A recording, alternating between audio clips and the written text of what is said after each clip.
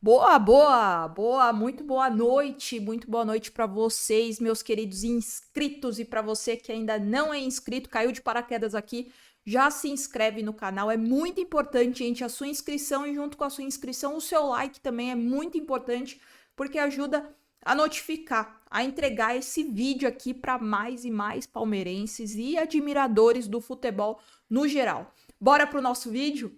Palmeiras campeão do Paulista de 2024 pela terceira vez consecutiva. E pela terceira vez consecutiva, Palmeiras perde a primeira final e reverte, né, faz o placar necessário para ser campeão do Paulista. E é isso, gente, é só alegria, né? Eu acho que a gente tem algumas coisas aqui para conversar, para discutir, para trocar ideia, por isso a sua opinião ela é muito importante. Eu já falei diversas vezes aqui, gente, sem a sua opinião isso aqui não faz sentido. Por isso, deixa muito comentário aqui, ó, comentem demais, porque é muito importante, combinado? Bora pro nosso pós-jogo aqui, para esse pós-jogo extremamente especial, né, do Palmeiras campeão mais uma vez. E aquilo, gente, eu até, nas minhas anotações aqui, né, eu escrevi, na verdade, que a expectativa ela era total, né, por alguns motivos. Um deles era a escalação diferente, o Palmeiras entrou no jogo no 4-3-3, né, e não por ser esse esquema tático preferido por muitos, né, mas também por mandar esse recado para o Santos, né, de que o Palmeiras vai sim iria sim buscar esse campeonato, iria sim buscar esse jogo de uma forma ofensiva, de uma forma agressiva para frente, né? Então, eu acho que ficou mesmo esse recado, né? A festa da torcida, né? Eu acho que não tem como não falar, não tem como enaltecer essa festa da torcida. Foi muito bonita, muito maravilhosa. A Mancha Verde é muito criativa. Eu nunca tinha visto, gente, de verdade mesmo, um mosaico tão bonito. Tanto é que o Abel Ferreira se emocionou quando ele viu esse mosaico, né, da caravela passando pelo estádio inteiro com a bandeira de Portugal também. E algo que eu tenho para compartilhar aqui para vocês, que foi algo que eu pensei dessa festa, eu acho que isso é o acreditar que o Abel Ferreira tanto fala, né? Esse é o acreditar, esse é o confiar. Porque até então a gente iria apoiar do mesmo jeito se tivesse a dobra de laterais que no segundo tempo teve. Por isso que eu achei tão significativa, né, esse mosaico, essa festa tão bonita da Mancha Verde, da torcida, né? Porque realmente esse é o acreditar do palmeirense, esse é o confiar nesse elenco, esse é o confiar nessa comissão técnica, sobretudo no Abel Ferreira. Então eu acho que isso é legal a gente destacar aqui. E aí, no começo do jogo, né, o Palmeiras começou a se impor, né, tomando as ações do jogo, nos seus domínios também. O Santos com uma proposta muito clara, né, gente, de segurar o jogo e sair no contra-ataque, sair na transição ofensiva. Tanto é que até os 5 minutos teve uma boa troca, né, do Santos, principalmente no meio de campo, com essa transição ofensiva que eu falei, e uma finalização muito bonita do Diego Pituca, que aliás, como joga esse Diego Pituca? Joga demais, joga muita bola mesmo.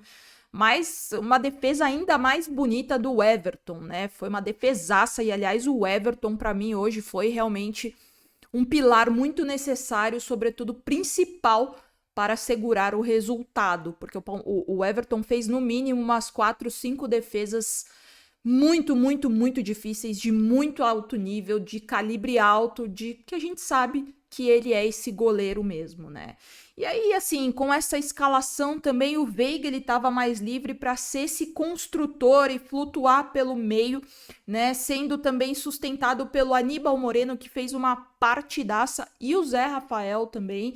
Então, o Veiga, ele estava como esse construtor e ele estava sustentado, né, pelo Aníbal Moreno, pelos nossos volantes, pelo Aníbal Moreno e pelo Zé Rafael, com o Lázaro e o Endrick abertos, e o Flaco Lopes como referência na área. A gente sabe que o Flaco Lopes, ele não é, apesar da estatura dele, ele não é tanto esse homem de referência que fica estático, só lá esperando a bola na área, né? Ele é aquele cara que ele volta, ele faz o pivô, ele faz uma marcação taticamente falando para receber essa bola e distribuir a bola para os setores do campo, né? E algo que eu tenho para falar aqui para vocês também, um ponto de destaque, é que essa dobradinha com pontas / atacantes, junto com alas e laterais também de ofício, tem uma diferença muito grande quando não é a dobradinha de laterais, ou seja, 2 laterais de ofício, Marcos Rocha fazendo aquele lateral, aquele terceiro zagueiro, lateral de contenção. Tem sim uma diferença gritante, pelo menos para mim,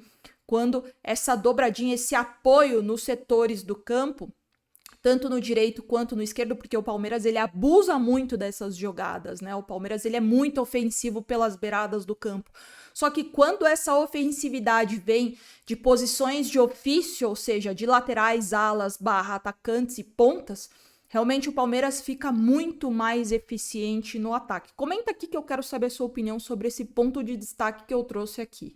E outro ponto de destaque que eu trago aqui para vocês, e também eu quero muito a opinião de vocês sobre isso, é que o Santos, ele treinou esse esquema mesmo para surpreender o Palmeiras, mas não somente no contra-ataque. Dentro do contra-ataque / transição ofensiva que o Santos propôs no jogo, o Santos também surpreendia o Palmeiras com toques de primeira condicionados, ou seja, o Santos roubava a bola do Palmeiras e já estava condicionado a dar toques rápidos, ou seja, surpreender o Palmeiras dessa forma, ou seja, dentro de um plano principal existia um segundo plano para incrementar esse contra-ataque, essa transição ofensiva, para surpreender o Palmeiras e assim chegar com perigo ao gol do Palmeiras. E eu posso falar aqui para vocês, tá, gente? Dessas 3 finais, essa contra o Santos, pelo menos na minha visão, foi a mais complicada, a mais difícil, onde o Santos foi o adversário que deixou o Palmeiras mais incomodado, colocou incômodo mesmo para esse título. Comenta aqui que eu também quero saber sua opinião sobre isso. E com esse cenário de jogo, né, ou seja, como eu falei, com o Santos no contra-ataque, o Palmeiras tendo mais volume de jogo, aparecendo mais na área defensiva do Santos. Aos 30 minutos, houve um pênalti para o Palmeiras. O Endrick sai disparado para pegar a bola e o João Paulo, ele encosta, ele tem esse contato na perna do Endrick. Para mim, foram 2 contatos. O primeiro, do jogador do Santos, e o segundo, do João Paulo. Eu vi muita gente falando que não foi pênalti, mas para mim, gente, de verdade mesmo, vocês sabem que as minhas análises aqui, elas são pautadas sempre nessa conduta de coerência.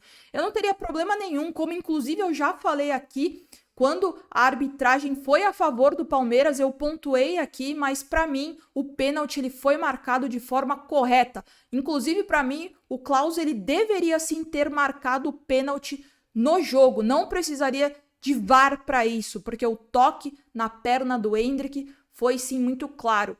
Pode ter sido sem querer, mas é o que a gente sempre fala aqui. Sem querer é falta, dentro da área é pênalti. O Veiga chamou essa responsabilidade como batedor oficial e abriu o placar para o Palmeiras. Palmeiras 1-0. E aí veio o segundo tempo, e já no segundo tempo, no comecinho, né, do segundo tempo, o Abel fez uma substituição, entrou o Rios no lugar do Zé Rafael, que estava amarelado.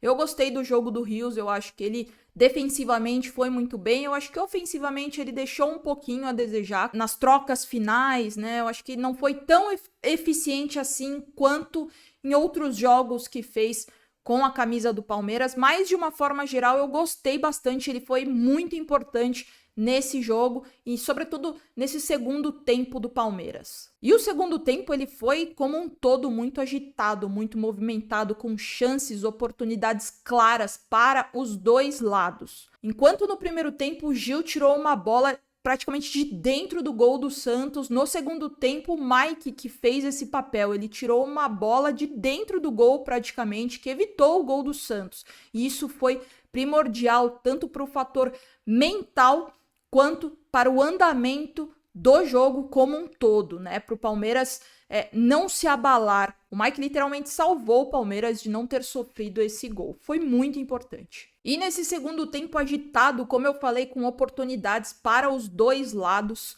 aos 66 minutos, Palmeiras faz o segundo gol com o Aníbal Moreno. Um volante de contenção que pisa constantemente na área. Um volante de contenção que faz gols. Como é bom ver o Aníbal Moreno jogar. Como o Aníbal Moreno agregou esse meio de campo do Palmeiras. Como ele tomou conta desse meio de campo do Palmeiras e hoje é peça fundamental e essencial. E que jogada linda, né, gente? Que começou com o Endrick, que roubou essa bola lá no meio de campo e foi sim uma jogada praticamente perfeita, né? Porque o Flaco foi perfeito, o Piquerez foi perfeito também. E que pra mim, algo que eu preciso destacar muito aqui é que esse gol ele é o retrato do coletivo, onde uma peça sabe aonde a outra está em meio a lances individuais potencializados, como do Piquerez, como do Flaco Lopes, como do Endrick e, claro, como o resultado final, o gol do Aníbal Moreno. Enfim, foi um golaço para mim de jogada trabalhada que coroou, né, essa campanha tão consistente do Palmeiras nesse Paulistão. E aí, aos 70 minutos, o Abel Ferreira, ele tira o Endrick, tira o Gomes, muito por lesão, né? O Gomes voltou agora também, eu não sei se ele saiu lesionado. O Endrick saiu por um problema na coxa, que ele já estava com esse problema. Então, mais para poupar também. E entrou o Rocha e o Luan, a famosa dobradinha de laterais, voltou no esquema do Abel Ferreira. E com as substituições, a intenção, né, gente, era compactar o sistema defensivo, mas é claro que isso chamou o adversário. É claro, né, o Santos foi mais pro ataque porque precisava fazer o resultado. E com essa dobradinha de laterais, isso potencializa o adversário e condiciona a subir mais a sua linha em busca do gol, né? Ou seja, minar a defesa do Palmeiras, minar o campo de defesa do Palmeiras para subir suas linhas e sufocar mais. Em alguns determinados momentos, né, o Palmeiras ele parou de trabalhar a bola, porque realmente com essa entrada do Marcos Rocha e também o Luan, né, que para mim fez um campeonato excelente, um campeonato paulista excelente, foi muito bem mesmo, mas entrou de uma forma fria, né, numa final de campeonato, substituindo o Gustavo Gomes.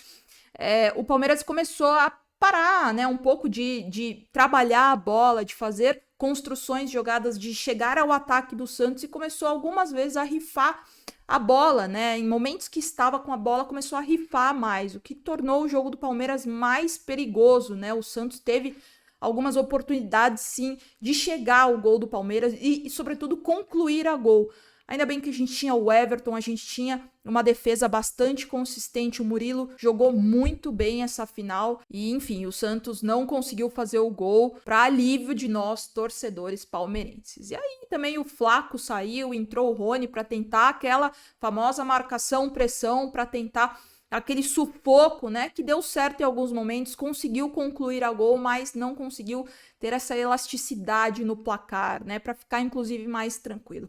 Mas é isso, gente, Palmeiras campeão, terminou o jogo, para o nosso alívio, como eu falei, somos campeões 3 vezes seguidas, isso é para muito poucos. Abel Ferreira levanta a sua 10ª taça com a camisa do Palmeiras, treinando esse time, e esse time vai realmente, esse elenco, essa comissão, o Abel Ferreira vai ficar para a história, já está marcado na história do Palmeiras, e eu só tenho, gente, de verdade mesmo, que enaltecer o trabalho de Abel Ferreira, dessa comissão, desse elenco, e alguns pontos, gente, é claro que a gente precisa sim conversar, né, que fica para outro vídeo. Como eu falei, né, hoje era dia total de apoio, é apoio total 100%. É claro que existem ajustes, é claro que não é porque, é o que eu sempre falo aqui, né, gente, não é porque quando ganha tá tudo bem 100% e quando perde tá tudo errado, manda todo mundo embora. Não, tem que ter o equilíbrio. E é claro que existem os erros, né? Por exemplo, a gente pode discutir sobre essa dobra de laterais, né? Quando entrou o Marcos Rocha, quando teve a dobra de laterais, é claro que o Santos foi pro ataque. Outra coisa que eu queria conversar aqui com vocês é que esse esquema tático, ou seja, o 4-3-3, também foi uma prova para mostrar que o Veiga ele não passa por um momento legal. lateral, ele passa sim por um momento de instabilidade.